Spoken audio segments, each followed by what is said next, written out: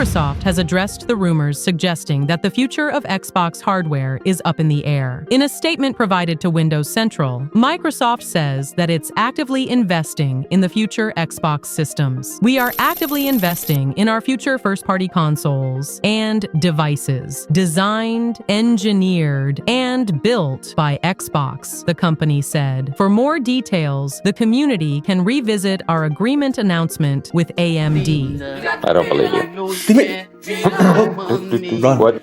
You said only 4 games would go multi-platform. You said the $70 billion acquisition wouldn't raise Game Pass prices. You said the studios were safe, and then you went ahead and fired everyone. And now you keep telling everyone, this is an Xbox. Every PC, every handheld, every screen suddenly becomes part of this imaginary Xbox ecosystem that somehow excuses the fact you barely release games anymore. You say, we're redefining what Xbox means. No, you're diluting it. You're taking the brand people grew up loving, the console, the community, the identity, and turning it into a vague marketing term that means everything and nothing at the same time. You can't keep moving the goalposts every time things fall apart. You can't claim we're actively investing in Xbox hardware when all we see are cuts, cancellations, and excuses.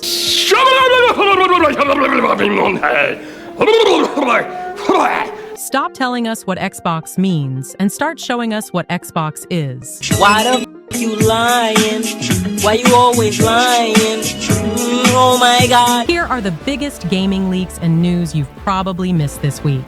The wait is finally over. Or, well, maybe. After years of Rockstar pretending Red Dead Redemption 2 doesn't exist, we're finally hearing whispers that an enhanced version might actually be real. Yeah, according to Insider Gaming, Rockstar quietly messed with the game's Steam database right before the game's 6th anniversary on October 26th. And if you followed Rockstar long enough, you know that every tiny update like that gets torn apart like it's the Zapruder film. Fans are out here analyzing code strings like it's national security. And hey, it's not for nothing. This is the same company that Ninja updated GTA 5's store page before dropping its next-gen patch. So yeah, there's a chance this might actually be happening. If the rumors are true, we're finally getting that PS5 and Xbox Series X version we've been begging for since 2020. I'm talking higher frame rates, faster load times, better textures, maybe even some ray tracing to make the sunsets look even more depressing in a beautiful way. Insider Gaming and Rockstar Intel both hinted this was in the works earlier this year, maybe even for the Switch 2. But Rockstar, in true Rockstar fashion, has said absolutely nothing. And that's the thing. Red Dead Redemption 2 isn't just another Rockstar game. It's the Rockstar game. Over 60 million copies sold, 7th best-selling game ever, and critics called it a literal masterpiece. It's one of those games where you'd ride through a forest at sunset and think, damn, maybe I am a cowboy. NPCs remembered your actions. Your horse loved you back, and every inch of that map felt hand-painted. But here's the crime. It never got a proper next-gen upgrade. PS5 and Series X players are still stuck with the same PS4 and Xbox One version. No 60 FPS mode, no upgraded visuals, nothing. The game still looks better than most open-world titles today. But come on, if any game deserves a proper re-release, it's this one. Even Roger Clark, Arthur Morgan himself, has been poking the bear, liking posts, dropping cryptic little I know something hints. The man's basically winking at the audience at this point. So what now? If this is real, Rockstar might pull a stealth drop or a surprise newswire post, just like they did with the Red Dead 1 remaster. And honestly, that'd make total sense. With GTA 6 still cooking for another year or so, this could keep Rockstar in the spotlight while giving fans something huge to chew on. So here's the deal. According to Bloomberg, Microsoft's own internal estimate says Game Pass cost them about $300 million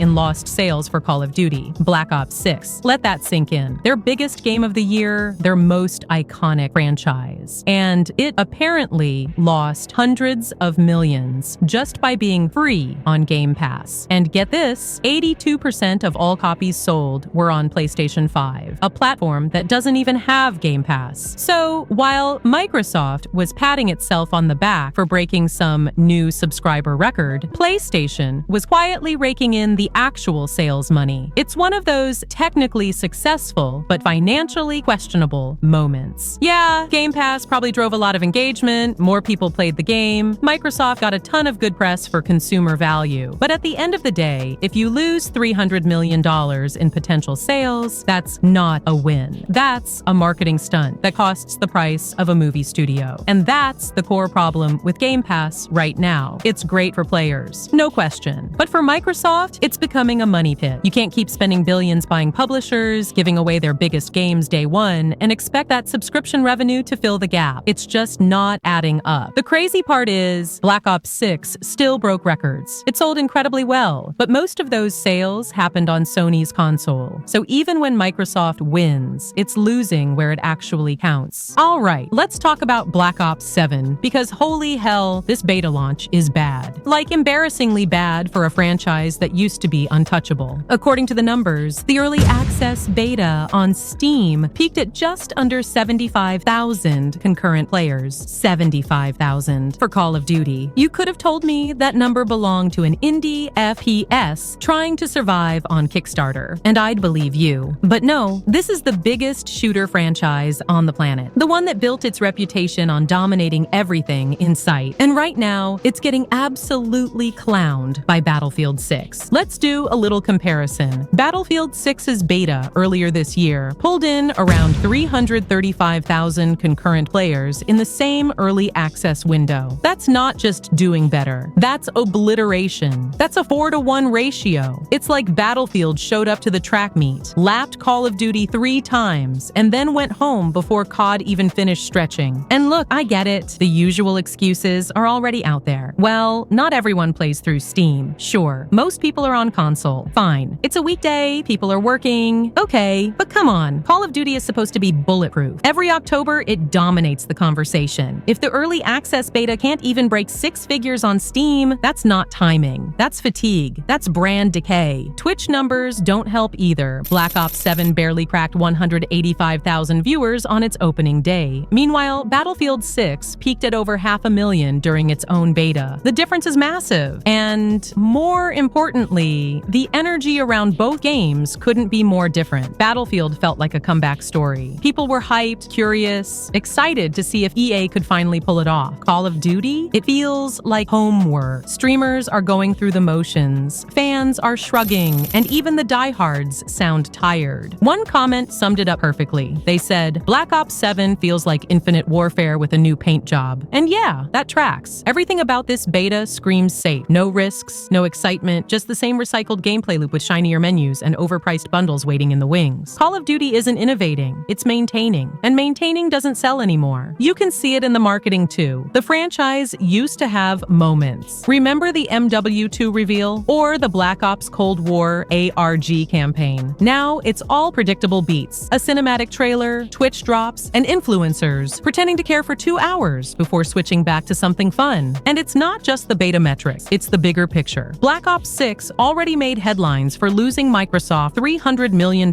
in potential sales because of Game Pass. 82% of total sales came from PlayStation, the competitor's platform. That's wild. That's like opening a McDonald's inside a Burger King and realizing everyone's still ordering Whoppers. So when you combine that with this weak beta turnout, you start to see the cracks forming. Call of Duty is still huge, yes, but it's no longer invincible. The cultural dominance it once had is fading. The hype machine is sputtering, and the fact that people are more excited about Battlefield of all things should scare Activision to death. Because here's the truth. Call of Duty isn't dead, but it's absolutely coasting. It's bloated, predictable, creatively bankrupt, and desperately trying to hide it behind pre-order bonuses and celebrity skins. Every year, they crank out a new one, slap a number on it, and expect the same billion-dollar payday. But the audience is changing. Players are finally noticing that they're paying more for less. So no, don't spin this as a slow start. Don't defend it with console excuses or weekday timing. This is what decline looks like in real time. The most powerful brand in gaming history, putting out a beta that nobody's really excited for and pretending that's fine. So, according to a new report from Insider Gaming, Microsoft might actually be pulling the plug on the next Xbox console. Not delaying it, not redesigning it, flat out questioning if it should even exist. announced. Apparently, people inside the company are saying the next-gen Xbox isn't just on thin ice. It might already be dead, quietly shelved, buried before it was even born. Yeah, I know, that sounds insane. But let's walk through it. The report claims Microsoft is shifting almost everything towards software, publishing, and services. Meaning Xbox, as we've known it, might stop being about a piece of hardware and start being about the idea of Xbox, Game Pass, cloud streaming, licensing the platform to whoever wants it. Basically, Xbox becomes the next Android, everywhere and nowhere at the same time. And honestly, the writing's been on the wall for years. Microsoft's been shoving Game Pass and xCloud down our throats, and lately they've been shipping Xbox exclusives to PlayStation and Switch. That's not a brand expanding its reach. That's a brand testing what life looks like without a console. The report even goes darker. Layoffs in 2026, hardware teams being scaled back, maybe even killed off entirely. Some insiders say that if a new Xbox device does show up, it might not even be made by Microsoft anymore. We're talking third-party Xbox-certified boxes made by other companies. Imagine walking into a store and seeing a Samsung or ASUS console running Xbox OS. Still, it hits different, doesn't it? Xbox has been part of gaming's DNA for over 20 years. Halo, Gears, the 360 glory days. All that history, all that nostalgia. To think the next one might never happen? Yeah, that's a tough hill to swallow. All right, so let's unpack this because this new PS6 report from Tom Henderson has got people talking. And honestly, for good reason. Henderson, for those who don't know, is the guy when it comes to PlayStation leaks. He's nailed so many things before: PS5 Pro specs, DualSense revisions, dev kit timelines. The dude's batting average is ridiculous. So when he says Sony's making big design decisions for the PS6, people listen. According to him, Sony's next flagship console is being built to launch without a built-in disk drive. Yeah, no tray, no slot, nothing. But before everyone freaks out and starts making digital-only apocalypse memes again, there's a twist. Sony's apparently keeping physical media alive through a detachable, optional disk drive that'll be available at launch. So, in simple terms, you'll buy the main PS6, and if you still care about physical games, you can attach an external drive and use your discs that way. And you know what? That's honestly better than most of us expected. Because let's be real, there was a very real chance Sony would go full digital this generation, completely ditch discs. They've been slowly leaning that way for years. Digital sales already make up over 70% of PlayStation's total game revenue. So yeah, we're lucky the PS6 still has any kind of disc support at all, even if it's detachable. From a business standpoint, it's a smart move too. The PS5's dual SKU strategy, one with a disk drive and one without, worked, but it complicated manufacturing. 2 separate production lines, 2 packaging types, 2 price points. It added cost and confusion. With this new model, Sony can streamline everything. One single PS6 design, and the disk drive just becomes an optional add-on. Simple, flexible, efficient. And there's a practical upside too. It'll make repairs and replacements easier. If your drive dies, you won't need to ship your console back or buy a new one. You'll just swap out the external drive. From a consumer experience perspective, that's way better. But here's where it gets interesting. This whole setup says a lot about where Sony's head is at. They're clearly preparing for a future where physical media slowly fades out, but they're not ready to bury it yet. It's like they're giving collectors and traditionalists one last handshake before the all-digital era fully takes over. And frankly, this could have ripple effects on game preservation too. Sony's backwards compatibility has improved a lot over the years, and if they're still keeping a path open for disc-based games, that's huge. It probably means the PS6 will still support PS4 and PS5 discs through that same detachable drive. It's not confirmed, but it lines up perfectly with how Sony's been handling legacy support lately. Sony, at least for now, seems to understand that there's still value in owning something physical, and that matters. There are thousands of older games that never made it to digital storefronts or got delisted years ago. Physical discs are the only way to experience them, and keeping that door open through the PS6 is a quiet but meaningful move. And here's another detail worth noting. This detachable disc drive probably uses the same tech that Sony introduced with the PS5 Slim. They've already tested the modular design, ironed out the manufacturing kinks, and figured out how to make it easy for users to attach or remove the drive without breaking anything. It's basically a warm-up for what they're doing with the PS6. So what does all this mean in the big picture? Well, it's Sony saying, yeah, we see where gaming's headed, but we're not throwing the past away just yet. They're playing playing the long game, balancing digital dominance with just enough physical access to keep everyone happy.